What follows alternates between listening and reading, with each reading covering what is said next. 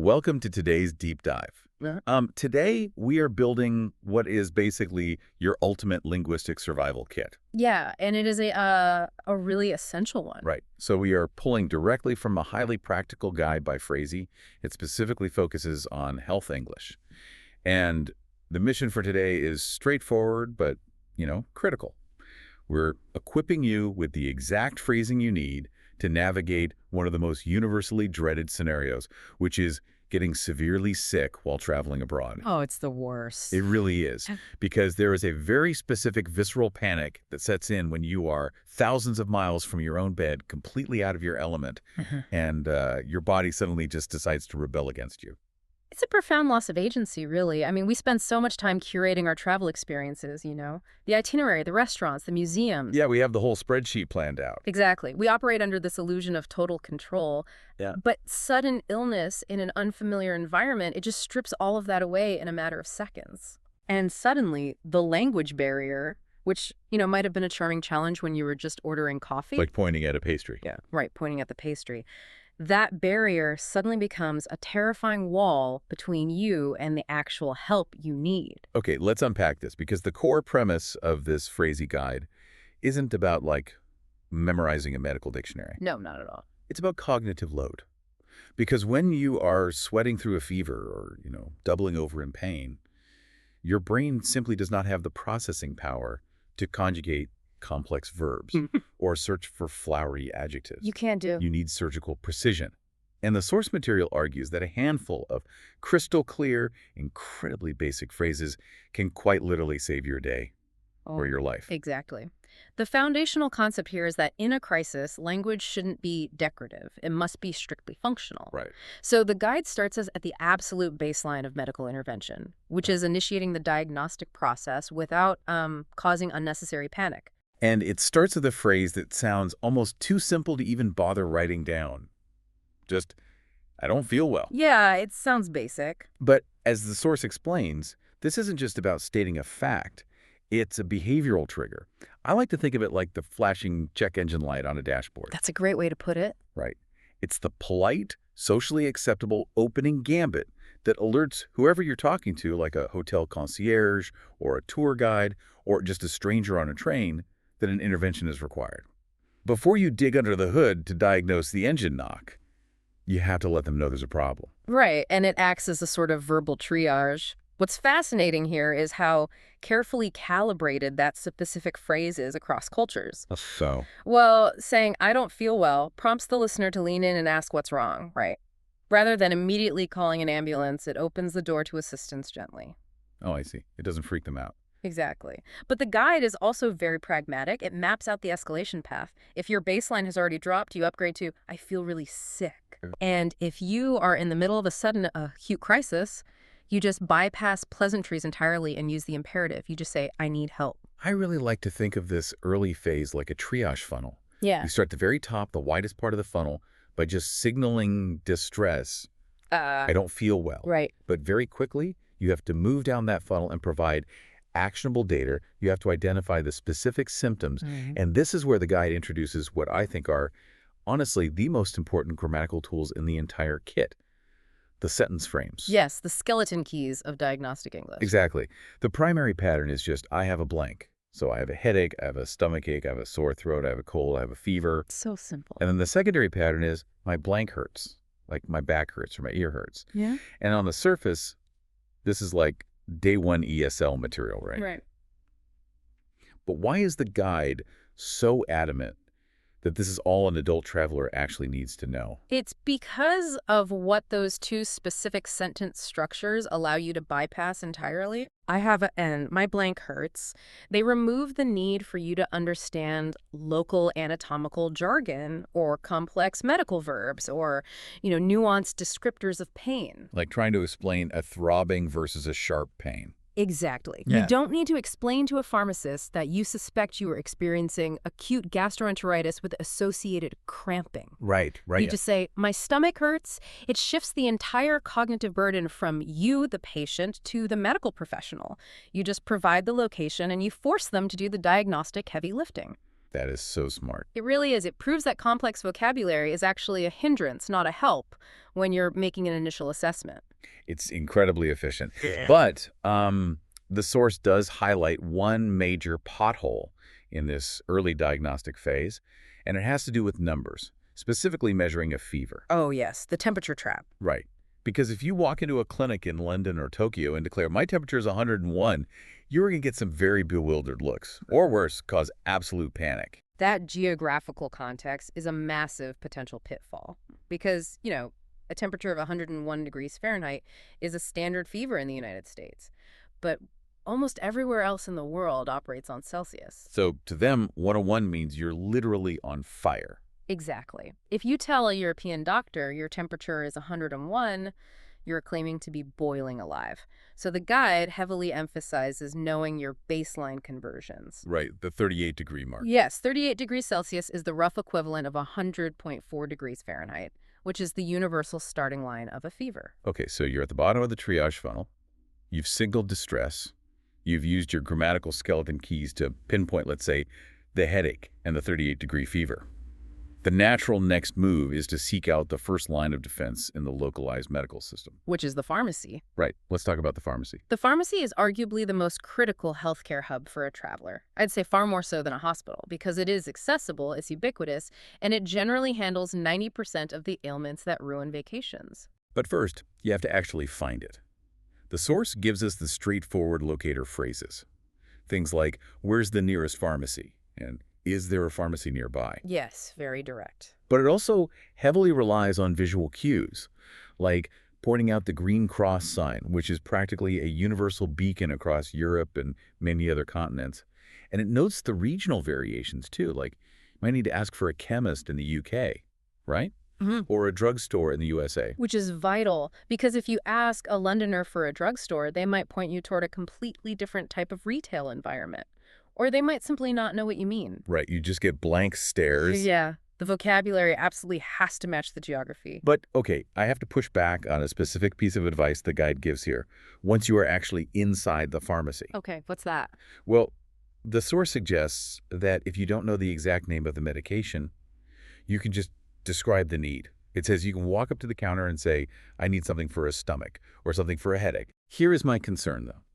So I don't need to play doctor and memorize exact chemical drug names. I can just say something for a stomach and let the pharmacist take the wheel. Because if I'm in a country with completely different medical regulations, maybe a place with very high antibiotic resistance, I do not want a pharmacist just handing me a heavy, unvetted prescription drug when all I really need is some Pepto-Bismol, That is a highly valid concern. How does this basic vocabulary protect me from being severely over-medicated? It's a very real risk, especially in countries where antibiotics and heavy therapeutics are dispensed pretty freely. But this is exactly why the guide doesn't just stop at something for a stomach. No. It introduces the crucial qualifying phrases to manage that exact risk. When you say something for a stomach, you are merely initiating the negotiation. The pharmacist is acting as the diagnostician there. Right. But the control remains with you when you deploy the next set of phrases.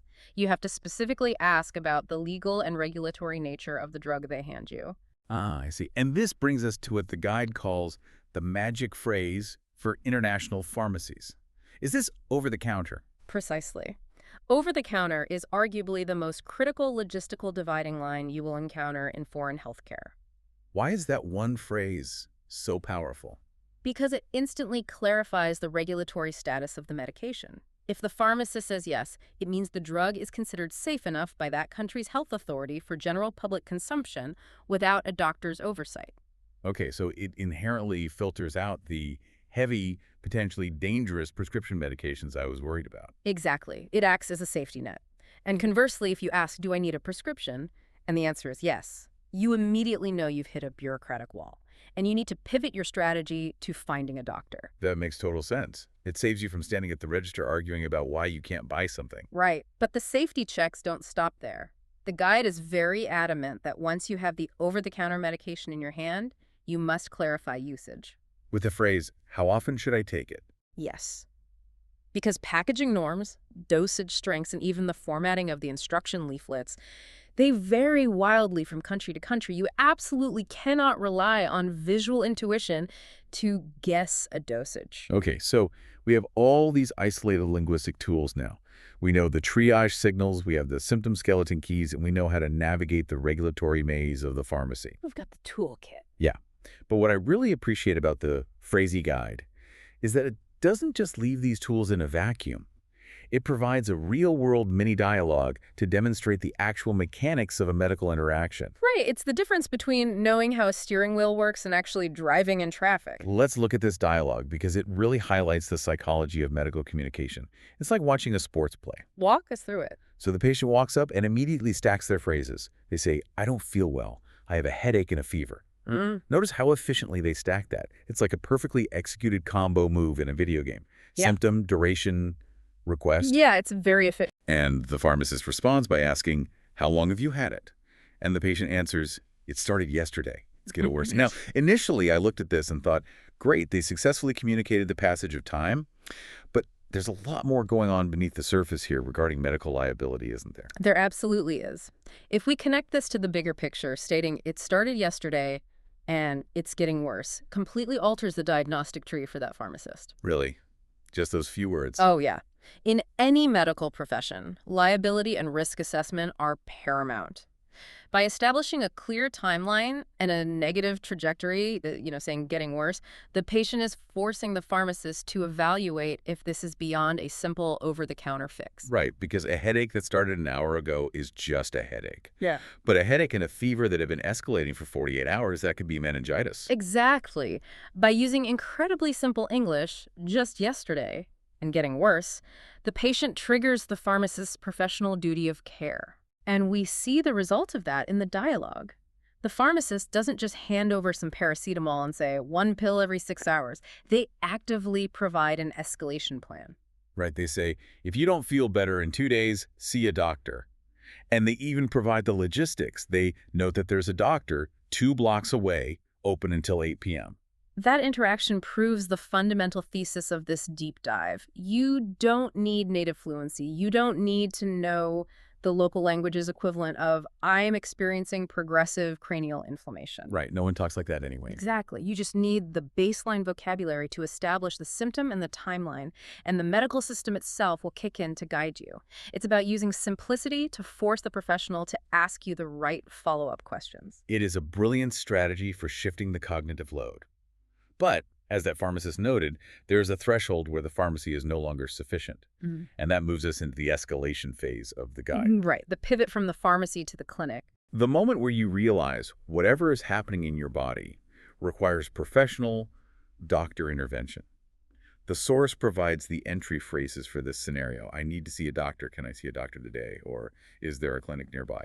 And to establish priority, the phrase, yes, it's urgent. Priority is key here. Because when you walk into a foreign clinic, you are an unknown variable. You have no medical history on file with them. You're just a blank slate. So your communication has to rapidly establish not just what is wrong, but the severity of the impact. The guide highlights phrases like, I've had this for 2 days, or I haven't slept all night. Oh, I love that last one. I haven't slept all night. Because it's not a medical symptom, technically. It's a functional deficit. Yes. It tells the doctor, this isn't just uncomfortable. It is fundamentally disrupting my basic biological processes. Which is exactly what a doctor is listening for when performing an intake assessment. They are actively looking for markers of severity. And speaking of markers of severity, here's where it gets really interesting. The guide brings up how you communicate the actual subjective severity of the pain itself. And it relies on a concept that entirely bypasses language altogether. The universal pain scale. Right. The phrase is simply, the pain is a 7 out of 10. Every doctor in the world uses the 1 to 10 scale. The 1 to 10 scale is a genuinely brilliant piece of medical shorthand. It's like a universal currency exchange rate for human suffering. That's a very accurate way to look at it. Think about it. Pain is entirely internal. It is profoundly subjective. Trying to translate a feeling like throbbing or stabbing or radiating into a second language is a nightmare. Even native speakers struggle to articulate their pain accurately to their own doctors. They really do. But the 1 to 10 scale takes that abstract misery and translates it into a universally understood integer. It is a phenomenal tool because it completely removes cultural subjectivity. Huh? A 7 out of 10 communicates the same level of distress to a doctor in Berlin as it does to a doctor in Bangkok. It tells the medical professional exactly where you are on the spectrum of suffering, completely bypassing the need for complex adjectives. Again, it's all about minimizing the cognitive load during a high-stress event. But of course, once the doctor has diagnosed you and they've prescribed a medication and relieved the physical pain, you are immediately confronted with a completely different kind of headache. The administrative side. Yes, paying for it. The bureaucracy of foreign healthcare. It can be daunting. The source guide gives us the necessary administrative phrases. Things like, I have travel insurance, and the vital follow-up. Do you accept this insurance? Both very important. But it also drops a piece of practical advice that I think is the single most valuable life hack in the entire document. It says to always take a clear photo of your physical travel insurance card and keep it favorited on your phone. It sounds so mundane, but it addresses a very real psychological reality of medical emergencies. What do you mean? Well, when you are panicked, when you are in severe pain, you make mistakes. You might rush out of your hotel room and grab your phone, because we always grab our phones, but you might completely forget your wallet or your travel document. Exactly. Or, your wallet gets stolen, which is why you're having the panic attack that sent you to the clinic in the first place. Right, exactly. Having that digital backup is a firewall against administrative disaster.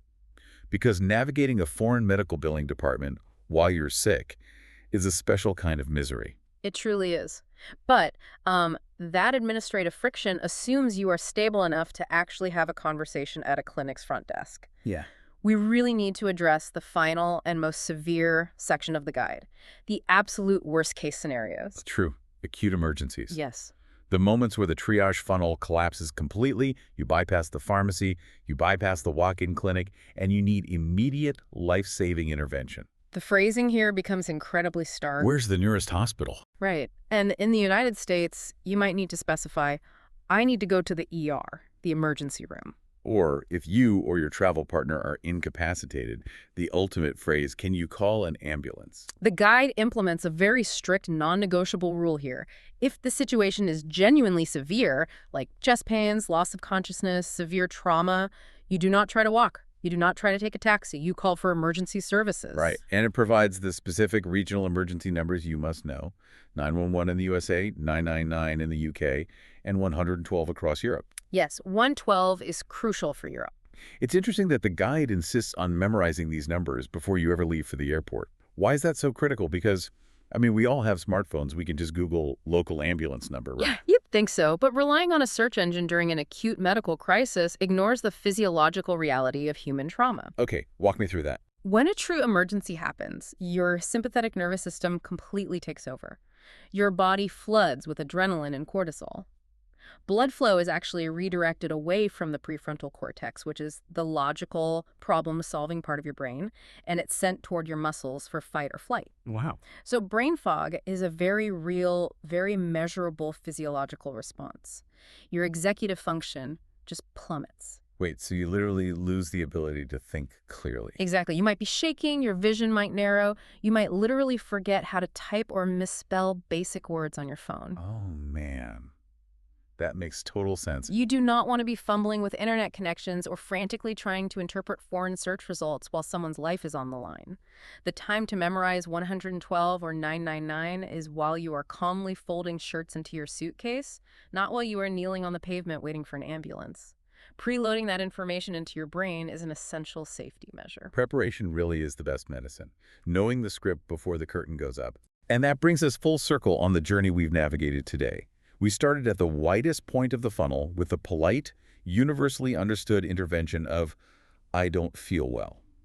We learned how to use grammatical skeleton keys to pinpoint symptoms without needing a medical dictionary. And we examined how to securely navigate the regulatory landscape of a foreign pharmacy by simply asking, is this over the counter?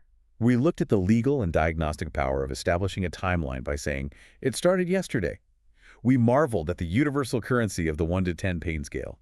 And finally, we covered the critical importance of pre-memorizing emergency numbers to combat physiological brain fog. It's a really comprehensive roadmap built entirely out of the most fundamental, unadorned blocks of the English language. It really is. And if you want to lock these phrases into your memory before your next trip, The source mentions you can test yourself for free over at phrasy.xyz, or you can grab a dedicated PDF of all these travel phrases at phrasy.gumroad.com/phrasysan. So what does this all mean? Good question. Ultimately, downloading this linguistic survival kit into your brain isn't just about language learning. It is about retaining your agency. It's about traveling with the profound peace of mind that comes from knowing that if the worst does happen, you will not be a passive victim of circumstance. You have the exact tools required to command the situation and get the help you need. It's about resilience. And looking at the entirety of this guide leaves me with a thought that I think extends far beyond the realm of international travel. No? What's that? Throughout this deep dive, we have watched how language naturally distills itself down to its absolute barest, most direct forms when the stakes are highest, the nuances vanish, the complex grammar just falls away. We are left with stark, functional reality. I have a fever. It is getting worse. I need help. Yeah, the bare bones. It really forces you to consider something. If this minimal foundational skeleton of language is powerful enough to save a life or secure complex medical intervention across cultural borders, how much of our everyday intricate vocabulary is actually just decoration? When human survival and health are truly on the line, simplicity isn't just a fallback option. It reveals itself to be our most powerful, most essential tool. That is a fascinating point. From learning how to ask for stomach medicine to questioning the fundamental architecture of human communication. But hey, that is exactly why we do these deep dives. Exactly. Keep your words simple, keep a photo of that insurance card favorite on your phone, and we'll catch you on the next one.